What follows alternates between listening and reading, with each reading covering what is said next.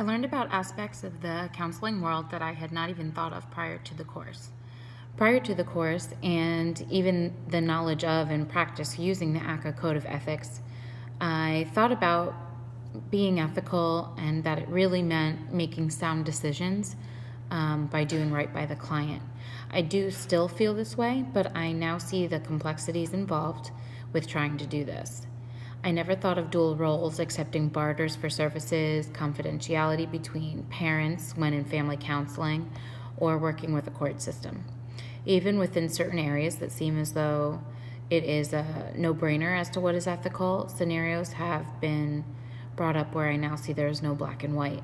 I thought it was the counselor's duty to serve any person that needs services, but the relationship prior to, during, and after need to be a much bigger thought than I initially expected.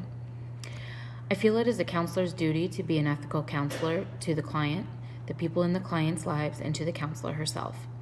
I could not live with myself if I knew I was doing something unethical or even questionable.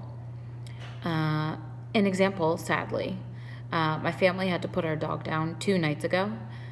She was too old and aching and having certain issues. I knew it was the right action to take, but the moment her heart stopped beating, I questioned everything. 20 seconds before she was on her feet and breathing, and now she no longer was, based on a decision myself and my family made. It is actually something I feel I need to talk and think through.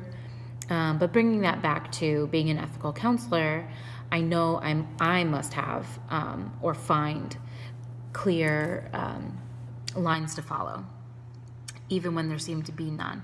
So that means consistently placing the client and the best solution or course of action at the forefront of my mind, understanding my state and federal laws, the ethical standards, the practices used in my area, and continual record taking and keeping. I never want a client to be able to say that I did something unethical, and absolutely never want to be unable to prove that I am an ethical counselor. The reason I want to become a counselor is because I want to do right by the client. I plan on studying counselor ethics in my state, Pennsylvania, and use the ACCA Code of Ethics throughout the remainder of this program and into my career as a counselor.